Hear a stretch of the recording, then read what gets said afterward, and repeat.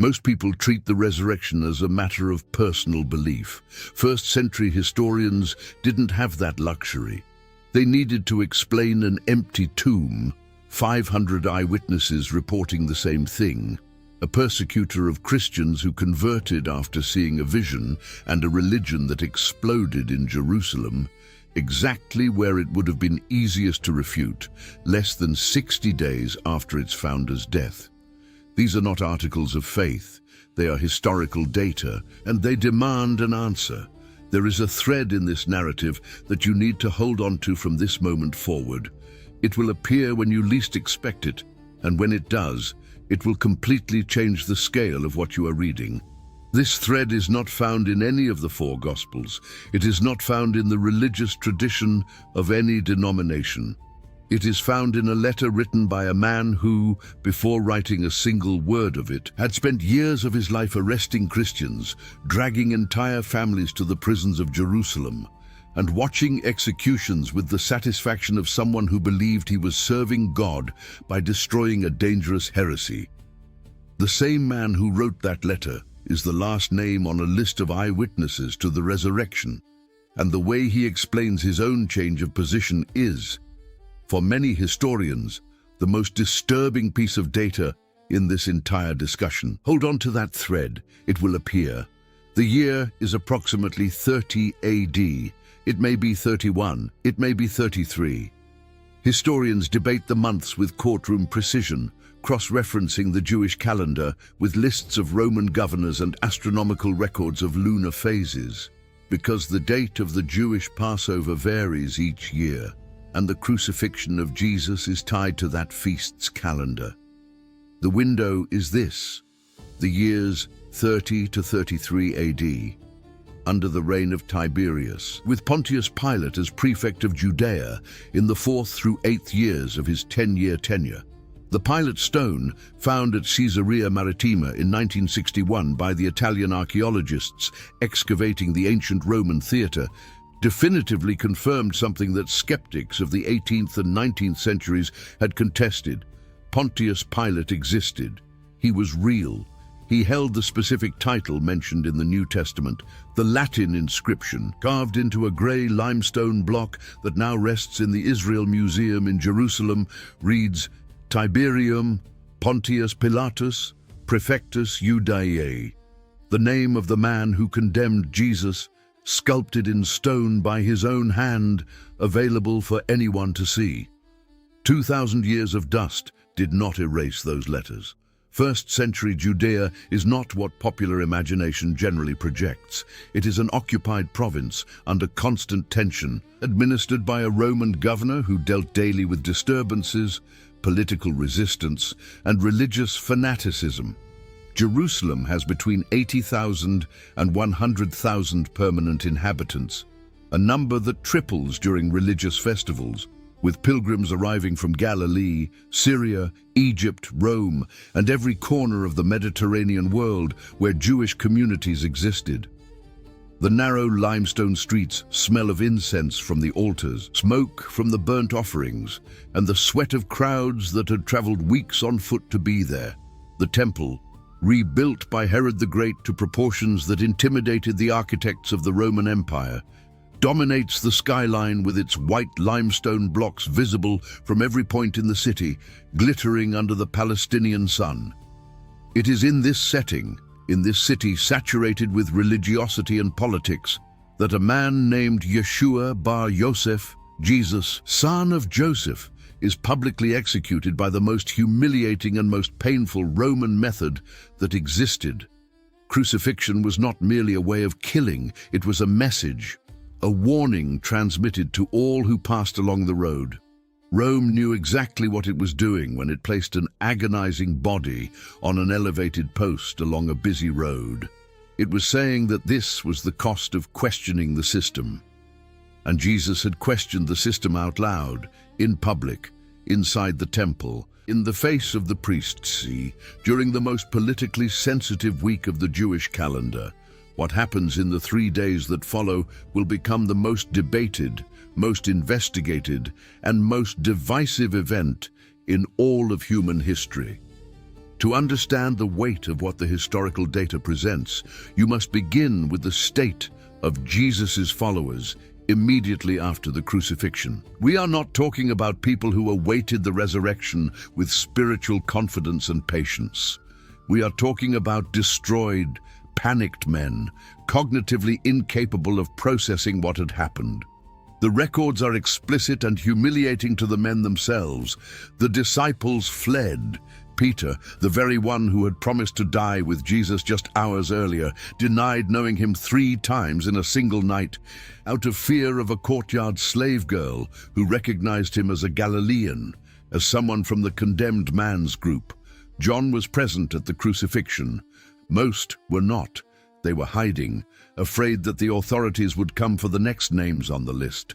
This detail is not minor. This is the starting point of every serious historical analysis of the resurrection. Because what happens in the weeks that follow contradicts so radically the prior behavior of these men that it demands explanation. And the available explanations, when you list them honestly, are only 4. Either they consciously lied and fabricated the entire story, or they hallucinated and confused a psychological experience with a physical reality, or they mistook someone else for Jesus after the crucifixion, or he truly rose from the dead. Each of these hypotheses will be confronted with the data, and you decide where the data leads. But before that, you need to understand the exact context of the burial, because the first piece of evidence begins there, in a rock-carved tomb, an enormous stone, a Roman seal, and a military guard positioned to make any interference impossible. The crucifixion was real, physical, public, and documented. The Roman historian Tacitus, writing around 116 AD in his Annals, mentions that Christ had been executed by Pontius Pilate during the reign of Tiberius, and that the pernicious superstition, as he calls the Christian movement, had resurged not only in Judea, but had reached Rome. The Jewish historian Josephus, in Jewish Antiquities, mentions Jesus in at least 2 separate passages, confirming that he existed, was called Christ, was condemned by Pilate, and that his followers continued to exist at the end of the 1st century. 2 non-Christian sources, one Roman and one Jewish, confirm the historical core of the gospel narrative, and both were written by people who had no interest in favoring Christianity. The crucifixion of Jesus is one of the most well-attested events of the 1st century by sources external to the New Testament. The debate begins afterward. The first piece of evidence is about what happened to the body. Joseph of Arimathea, a member of the Sanhedrin, the same religious council that had voted for Jesus' condemnation, asked Pilate for the body and placed it in his own tomb, newly carved from rock, on a property near the crucifixion site. The women who accompanied the group, including Mary Magdalene, observed where the body was laid. An enormous stone was rolled to seal the entrance. And then, according to the Gospel of Matthew, chapter 27, verses 62 through 66, the Jewish authorities went to Pilate and asked that the tomb be sealed and guarded, because they had heard Jesus promise to rise on the 3rd day and did not want the disciples to steal the body and fabricate a resurrection. Pilate authorized it. The guard was positioned. The Roman seal was applied. What is historically fascinating is not only what the Gospels say, it is what the opponents of Jesus did not say. The Jewish authorities never denied that the tomb was empty. Consider that fact for a full moment. If the body was still inside the tomb, if there were any possibility of pointing to that specific sepulchre and showing the corpse, the Christian problem would have been resolved within 24 hours. Jerusalem was a small city. The tomb was known.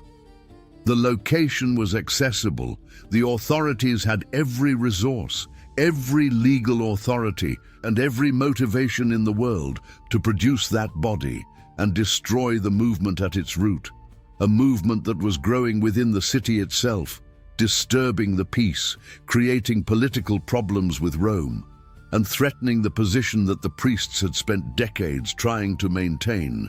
They did not do it. What they did, according to Matthew's account in chapter 28, verses 11 through 15, was to spread the version that the disciples had stolen the body during the night while the guards slept. Follow the logic of that version because it has at least three serious historical problems that are rarely discussed together.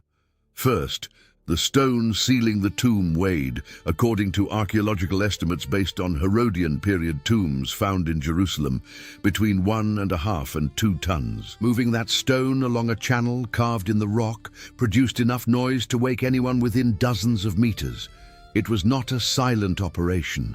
It was physically impossible to carry out without being detected. Second, the disciples were afraid. So afraid they could barely leave their hiding place. The Gospel of John, chapter 20, verse 19, states they were gathered with the doors locked for fear of the Jews.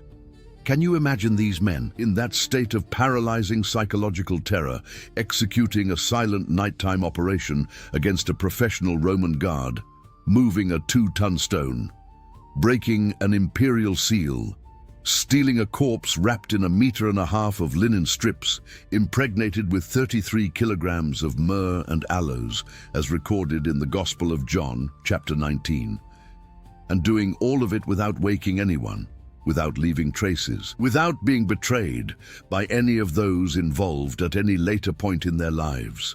Third, and most importantly, Roman guards who slept on duty were not fined. They were executed. Sleeping while on guard was punishable by death. This is documented Roman military law. If the guards slept and the body was stolen, they had no interest in telling that story publicly. And if they did not sleep, they saw what happened. Neither version of the theft theory resolves all three problems simultaneously, and there is still a fourth problem with this hypothesis, a problem that will emerge more forcefully when you reach the third piece of evidence. For now, simply note this. Men who stole a body do not die years later, publicly announcing that they saw him risen from the dead. There is no emotional, social, or rational incentive for that behavior, and there is an immense incentive to do the opposite, especially when your life is being threatened because of those claims. The tomb was empty. This is not disputed by any first-century historical source, not Roman, not Jewish, not pagan. The debate was always about why it was empty, and that, by itself, already eliminates one of the most popular explanations you will hear in any conversation on the subject. The second piece of evidence is about the appearances, and about the oldest document that exists concerning them. At some point between 54 and 55 AD, less than 25 years after the crucifixion, while hundreds of direct eyewitnesses were still alive, a man writes a letter to the Christian community in Corinth. This letter is known as the First Letter to the Corinthians. Chapter 15 of it contains the oldest document about the resurrection of Jesus that exists, older than any of the four Gospels, written between 60 and 100 AD. The author, whom you will recognize when the thread appears, writes in verses 3 through 8 of chapter 15, "I delivered to you as of first importance what I also received, that Christ died for our sins in accordance with the Scriptures, that he was buried, that he was raised on the third day in accordance with the Scriptures, and that he appeared to Peter, then to the 12. Then he appeared to more than 500 brothers at one time, most of whom are still alive, though some have fallen asleep. Then he appeared to James, then to all the apostles. Last of all, as to one untimely born, he appeared also to me." There is a technical element in this passage that historians take very seriously. The author uses vocabulary specific to the rabbinic world, received and delivered, indicating that he is passing on an already established tradition, a formula that existed before him that he received from others. When would he have received this tradition? Historians, including skeptics, date the core of that formula. The list of appearances, the burial, the resurrection on the third day, to between 2 and 5 years after the crucifixion itself, not decades later, years. This destroys one of the most popular arguments you have probably already heard, that the resurrection was a legend that gradually grew over generations, like a game of telephone distorting the original message. For legends to develop to the point of transforming a historical death into a mythological resurrection, historians require at least 2 generations of distance, 60 to 80 years at minimum. With the death of the original witnesses and the dissipation of collective memory, the document of 1 Corinthians 15 does not allow that space. It sits close to the events, with witnesses still alive, cited in a public text. And here is the data that paralyzes any good faith analysis. 500 people are cited at once, in a public text, in a verifiable manner. The author is essentially saying, here are 500 witnesses, most of them still alive. Go and ask them. Try to imagine what it would mean to cite 500 living witnesses of an event that never happened. In a public document circulating at the same time, those people could still be found and interrogated. What would be the logic of doing that? Anyone who read the letter and wanted to refute it had the names, the community, and the access to go and verify. The hallucination theory does not resolve this problem either. Hallucinations are deeply individual experiences, generated by each person's nervous system separately, shaped by specific expectations, particular emotional states, and unique sensory contexts. Neuroscientists are unanimous in saying that group hallucinations producing the same visual, auditory, and tactile experience in 500 people simultaneously, on multiple separate occasions, in different locations, over 40 days, do not exist. The hypothesis of collective hallucination is not refuted by faith, it is refuted by neuroscience. But the most disturbing piece of data on the list is not the 500 witnesses. It is a specific name that appears near the end. A name that will require you to stop and think about what it means that this specific man appears there. Before reaching that name, you need to understand what happened to the 11 remaining disciples. Because the third piece of evidence does not speak about what they saw. It speaks about what they did after seeing it, and about the price they paid for refusing to abandon what they had seen. Put this scenario in perspective. You are a fisherman from Capernaum. You have spent 3 years following a man you believed was the Messiah. You saw him feed 5,000 people with 5 loaves and 2 fish. You saw him walk on water. You saw him raise Lazarus from 4 days of death. And then, on the longest Thursday night of your life, you saw him arrested. In the early hours of the morning, tried in a session that violated every article of Jewish law. On Friday morning, carrying the instrument of his own execution through the limestone streets of Jerusalem under a sun already burning at 9 in the morning, while crowds of Passover pilgrims watched without quite understanding what was happening. And then you saw him die. You fled, you hid, you denied knowing him. And then, on Sunday morning, 2 of the women return with an impossible story. The tomb is empty. You go to verify it. The linen lies folded on the ground. The stone has been moved. And then, over the days and weeks that follow, you begin to see this man. Not in a dream, not in a mystical vision. Alive, talking, eating grilled fish on the shore of the Sea of Tiberias, with the smell of the embers and toasted fish in the morning air, showing the nail marks in his hands so that you can touch them with your own fingers. And then you have a decision to make. You can conclude that you are hallucinating and stay silent. You can conclude it was a mistake and stay silent. You can conclude that you are so emotionally destroyed that you cannot distinguish reality from desire and stay silent. Or you can go out into the streets of Jerusalem, the same city where this man was executed less than 2 months ago, before the same authorities who condemned him, and announce out loud that he rose from the dead. The disciples chose the third option, 50 days after the crucifixion, the date of Pentecost, confirmed by the Jewish calendar and corresponding to the period of 7 weeks after Passover. Peter, the same man who had denied knowing Jesus 3 times in a single night, stands in the middle of Jerusalem, speaking to thousands of people who had come from all parts of the Mediterranean world for the festival, directly accusing the religious leadership of having killed the Messiah. Not in a distant city years later. There, in that moment, in that city, before those people, many of whom had been present during Passover and knew exactly what had happened. The movement grew.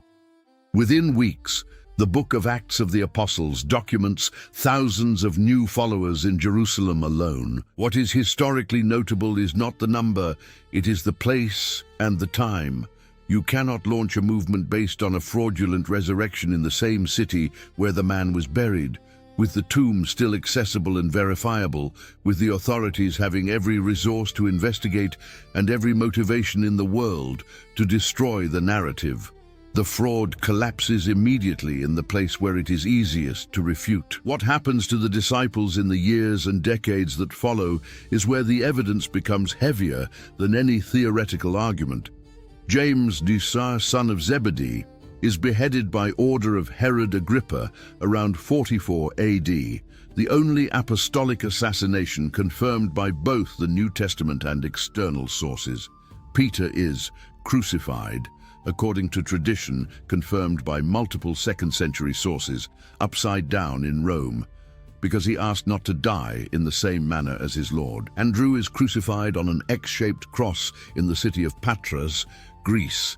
Philip is crucified in Hierapolis in modern-day Turkey. Matthew is killed by the sword in Egypt. Bartholomew is flayed alive and crucified in Armenia. Thomas is stabbed with a spear in India, a fact confirmed by Christian communities that have existed for 2,000 years and venerate his tomb to this day. Simon the Zealot is sawn in two. Judas Thaddeus is killed by arrows. Paul is beheaded in Rome around 67 AD. 10 of the 11 remaining disciples died for refusing to deny that they had seen Jesus risen from the dead. Let that number settle. There is a fundamental difference, which most popular analyses ignore, between dying for a belief and dying for a lie you know to be a lie. People die for false beliefs all the time. It is tragic but understandable. A man who genuinely believes in something wrong can die for that conviction. But people do not voluntarily die for something they know to be a fraud they themselves orchestrated, especially when death is on the table and the only condition for survival is acknowledging that you invented the story. In that situation, most people talk. None of them talked. At no point of torture, imprisonment, or death sentence did any of the disciples say, "It was all a lie. The body is still there." No Roman document, no Jewish document, no record from any source hostile to Christianity, and there were many hostile sources, highly motivated to destroy the movement, mentions a retraction by any disciple regarding what he had witnessed. If any one of them had confessed to the fraud, that confession would be the most reproduced and celebrated document in Roman history. It does not exist. This does not directly prove the resurrection, but it completely eliminates the conspiracy hypothesis. If it was a conspiracy, it was the only one in known history in which all the conspirators died under torture and execution without revealing the secret, even when revelation would have saved their lives. The fourth piece of evidence is about a name that Paul mentions almost in passing in his list, but which historians consider one of the most revealing pieces in the entire debate. James. Not James, son of Zebedee, who already appears in the list of martyrs. Paul is speaking of James, the brother of Jesus. The same James who, during the 3 years of Jesus' public ministry, the Gospels clearly record as not being a follower. The Gospel of John, chapter 7, verse 5, states without euphemism, for not even his brothers believed in him. During the period when Jesus was preaching throughout the regions of Galilee and Judea, his own family thought he had lost his mind. The Gospel of Mark, chapter 3, verse 21, records that his family went to take custody of him because they thought he was out of his mind. Think about James's situation for a moment. This man grew up with Jesus, ate at the same table, slept under the same roof, knew his childhood habits, his jokes, his quirks, his human fears. He watched his older brother becoming increasingly famous and increasingly dangerous politically. He was not a follower. He was not an enthusiast. He was a skeptical brother who watched from the outside while his brother caused serious problems with the most powerful religious authorities in the country. And then Jesus is arrested, tortured, and publicly crucified. For James, this should have confirmed everything he already suspected. His brother was an enthusiast with a messiah complex who had finally gone too far and paid the price. In any analysis of basic human psychology, the skeptical brother who did not believe in the ministry would see the crucifixion as the definitive closure of an embarrassing chapter in the family's history. And then, according to Paul in 1 Corinthians 15, James sees the risen Jesus. What happens next is historically documented. James, the brother who did not believe, becomes the leader of the Christian community in Jerusalem. Confirmed by both the New Testament and the historian Josephus, he is called James the Just by sources of the period. He turns to the city that had executed his brother and assumes leadership of the movement that execution was supposed to have destroyed. 22 years after the crucifixion, around 62 AD, James is thrown from the top of the temple by the Jewish authorities. Since he did not die from the fall, historians say he survived the impact. He was stoned to death on the stone pavement of the temple courtyard, his charge continuing to announce that his brother had risen from the dead. What converts a skeptical brother into a movement leader and then into a martyr? What makes a man who grew up alongside Jesus, who knew exactly who he was at home, who did not believe during the public ministry, who was not present at the crucifixion? What makes that specific man change his position so radically that he dies for that change? Paul says that James saw the risen Jesus, and the only explanation James ever gave, with every choice of his life and with his death, was exactly that. Historians, even skeptical ones, acknowledge that James's conversion is a solid historical datum that requires explanation. Bart Ehrman of the University of North Carolina, one of the world's foremost experts in the New Testament, a declared agnostic and frequent critic of Christian claims, explicitly acknowledges that James's conversion is one of the most difficult historical facts to explain without some extraordinary experience on his part. And now we arrive at the thread you have been holding since the beginning of the narrative. The man whom Paul mentions last on the list of eyewitnesses to the resurrection, the one who saw it as if to one untimely born, a Greek expression conveying something premature, unexpected, anomalous, is Paul himself. And Paul's story is the most disturbing of all the pieces of evidence. The fifth piece of evidence is about the persecutor who switched sides. His name was Saul, Saul of Tarsus.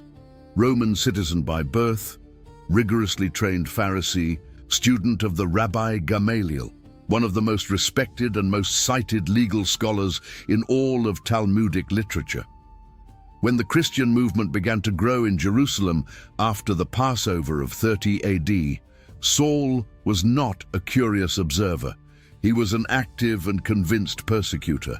The Acts of the Apostles describes him supervising the stoning of Stephen, the first Christian martyr, in chapter 7.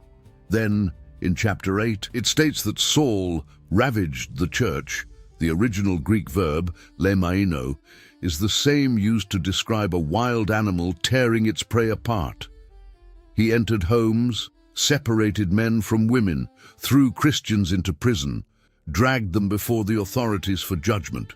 He was absolutely convinced, with the total certainty of a brilliant and disciplined intellectual, that Christians were dangerous heretics who blasphemed against God by claiming that a crucified man had risen from the dead and was the Messiah.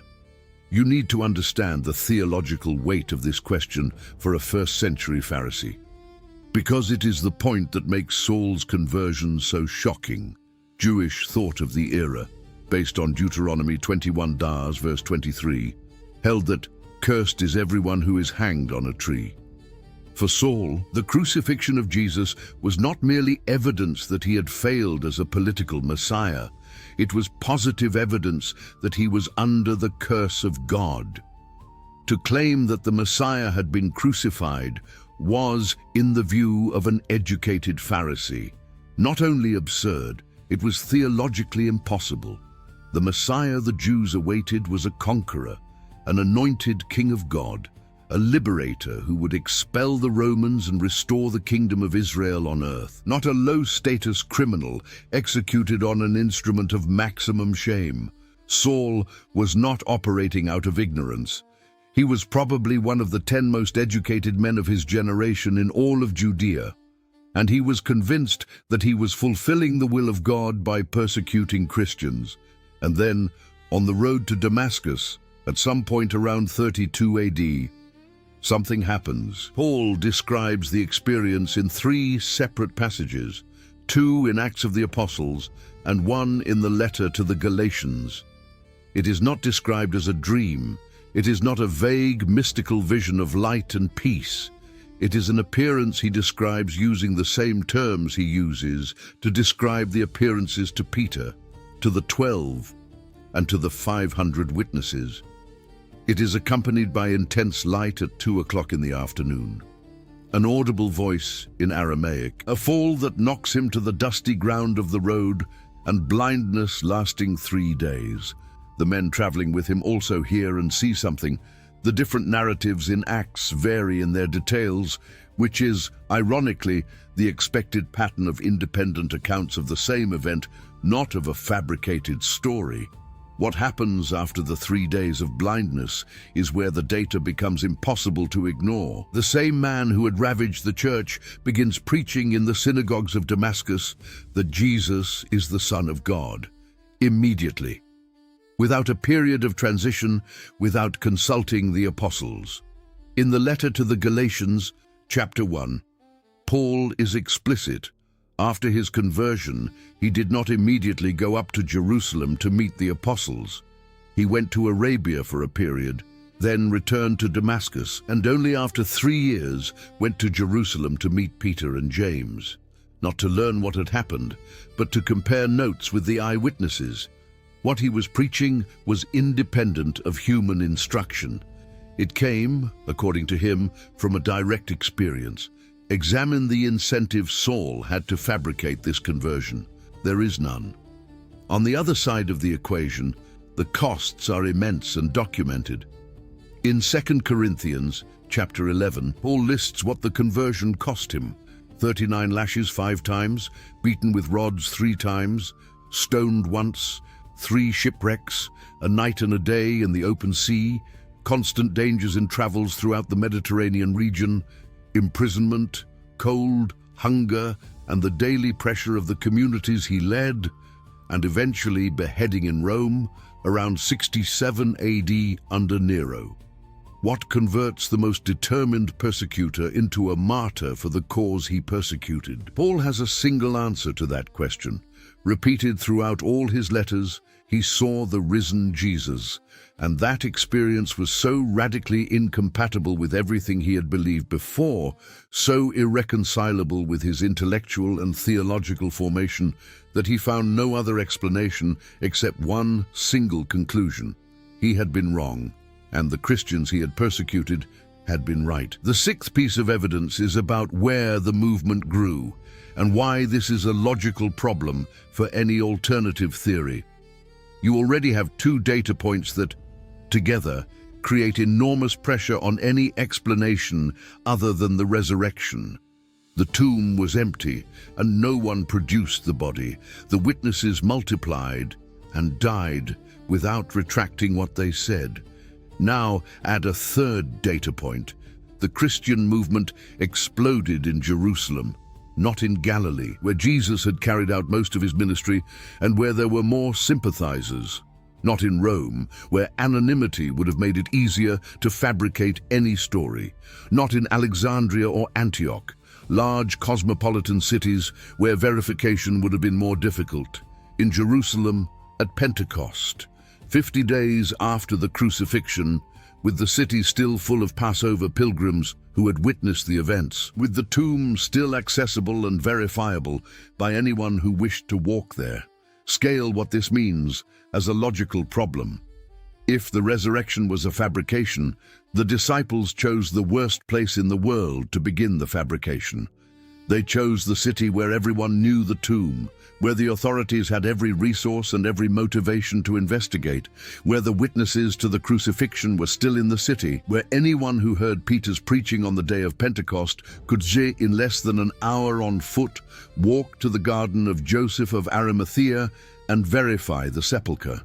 The historian N.T. Wright of the University of Oxford, one of the world's foremost experts on New Testament origins and Second Temple Judaism, argues that the growth of the Christian movement in Jerusalem in the months immediately following the crucifixion is, in itself, one of the most difficult historical data points to explain without a resurrection. And Wright knows every critical argument that exists. He is not ignoring the difficulties. He is saying that, after years of researching every possible alternative, none of them resolves the problem of place and time. The movement grew because people could verify the claims. When Peter stood up on the day of Pentecost and said, "God has raised this Jesus, and we are all witnesses of it." Acts of the Apostles, chapter 2, verse 32. There were people in the audience who had been in Jerusalem at Passover, who knew what had happened, who could go verify the tomb, who could ask the women who found the sepulchre empty, who could seek out James or John or any other member of the group. The Roman authorities had the power and resources to investigate. The Jewish authorities had the motivation and the capacity to destroy the movement at its root. Neither of them produced the body. Neither of them presented a witness who said, "I was at the tomb on Sunday morning and the body was there." Neither of them published the testimony of a single repentant disciple confirming that it had all been fabricated. The movement grew because the facts withstood the direct and immediate scrutiny of adversaries motivated to refute them. The seventh piece of evidence is different from the previous ones. It is not positive evidence for the resurrection. It is evidence that the narrative was not fabricated, and it is, technically, one of the most elegant pieces in the entire set. The four Gospels are unanimous on a detail that no fabricator of history in the first century would voluntarily include if he were inventing a story to convince a Roman and Jewish audience. The first witnesses to the empty tomb were women: Mary Magdalene, Mary, mother of James, Salome, John, who differs slightly in his list of names, also places Mary Magdalene as the first to arrive, the first to see the empty tomb, and the first to encounter the risen Jesus. All four narratives are unanimous. Women arrived first. Women were the first witnesses to the most important event the Gospels narrate. Why does this matter historically? In the Roman and Jewish legal system of the first century, the testimony of women carried drastically reduced probative value. The Jewish historian Josephus, writing at the end of the first century in Jewish antiquities, explicitly states that women and slaves could not serve as valid witnesses in Jewish courts. The pagan philosopher Celsus, one of the earliest intellectual critics of Christianity, writing in the 2nd century, mocked this very detail, arguing that the resurrection had been reported by a hysterical woman and a few credulous people from her group. It was the most obvious argument a critic of the 1st or 2nd century could use against the Christian narrative. Follow the reasoning to its conclusion. If you were fabricating a resurrection story in the 1st century Mediterranean world and wanted people to believe it, the last thing you would do is put women as the primary witnesses. You would put the most respected leaders. You would put Peter and John. You would put the priests who had converted, and there were some.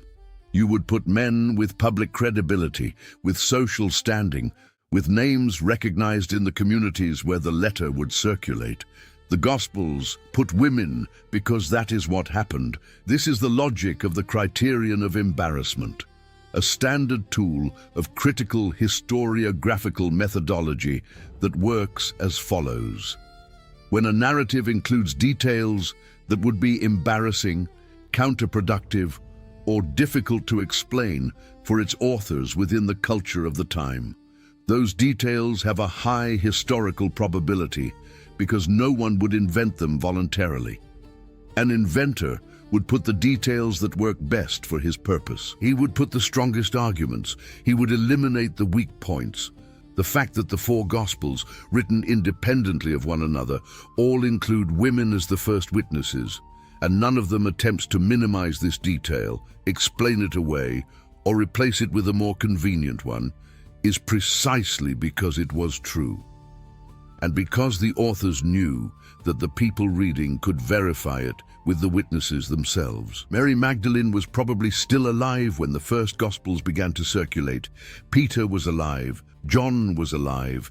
People could ask, and the story held, now you have the 7 pieces of evidence laid out on the table, not as articles of faith, not as religious dogmas, not as traditions that must be accepted without examination, as historical problems that demand explanation.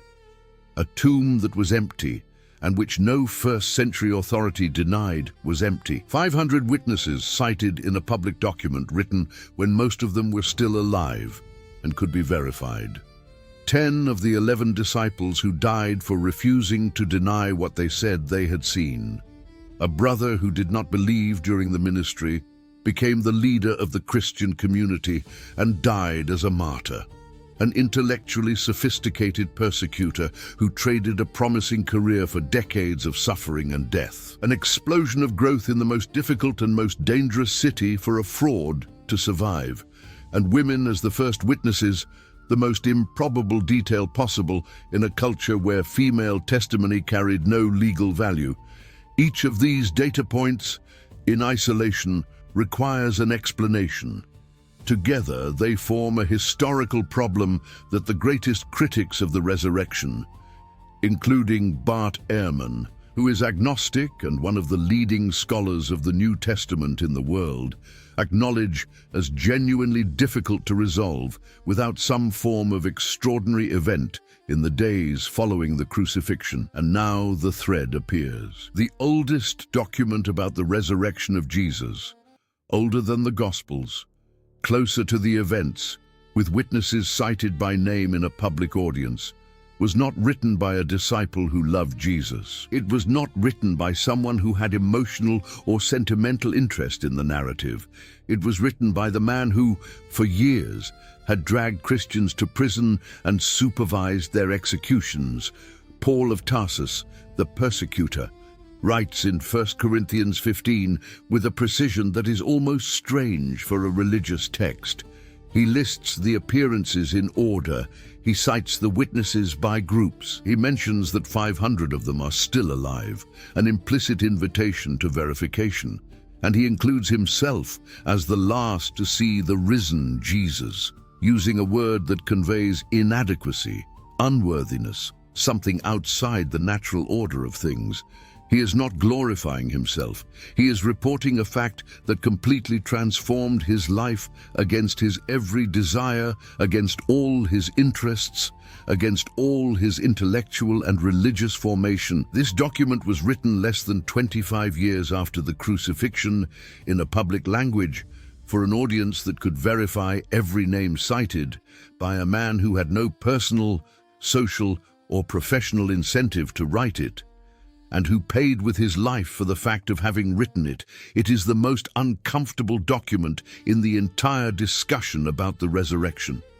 Not because it answers every philosophical question, not because it eliminates the need for faith, but because it was written by the last man in the world who should have written it, and because the only explanation that man ever gave for his radical change was that he saw Jesus of Nazareth alive after the crucifixion.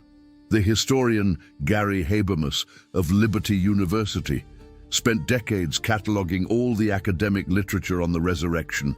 Believers and skeptics, theologians and historians, philosophers and neuroscientists. He identified a set of facts that more than 90% of serious scholars on the subject, regardless of their personal religious position, acknowledge as historically established. The burial of Jesus by Joseph of Arimathea, the tomb found empty by the women on Sunday morning, the appearances to individuals and groups reported independently, and the sudden and inexplicable conversions of Paul and James. The real academic debate, the debate that takes place in universities, in specialized publications, in conferences on ancient history, is not about whether these facts happened. It is about how to explain them. And it is precisely at this point that history stops being merely history. 30 AD. The body vanishes from a tomb sealed by order of a Roman governor.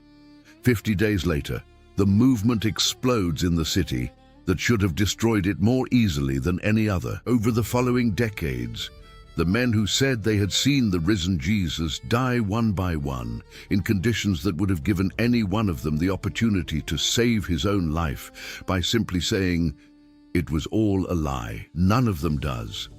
A skeptical brother becomes a leader and a martyr. A persecutor becomes a propagator and a martyr. A document written by that persecutor circulates publicly with 500 witnesses cited, and no one appears to contradict them. Women are the first witnesses in a culture that did not value female testimony, and that improbable detail survives in 4 independent documents. 2,000 years later, the debate continues. What is significant is not that the debate continues. Extraordinary events always generate long-lasting debates. What is significant is that the debate continues on the same terms on which it began. The alternative explanations are exactly the same ones that the first-century authorities attempted to use: theft of the body, collective hallucination, mistaken identity, gradual legend, and none of them, submitted to rigorous and honest historical analysis, resolves all 7 problems simultaneously, in the same place, with the same set of evidence. Each alternative explanation dissolves one data point and creates 2 new ones. What the historical data says is that something happened on that Sunday morning in Jerusalem that transformed cowards into martyrs, skeptics into leaders, persecutors into prisoners, and a movement born on a Friday of public execution into 2 billion followers spread across every continent 2,000 years later. That this something led men to die for it without ever abjuring it. That this something reached you, here, now, crossing 20 centuries of debate, persecution, martyrdom, and resistance. What that something was, that is the question the data raises, and that only you can answer. Every witness who died for this story gave the same answer. Yeshua bar Yosef had come out of the tomb, and nothing that the world offered them in exchange for their silence was worth more than that truth.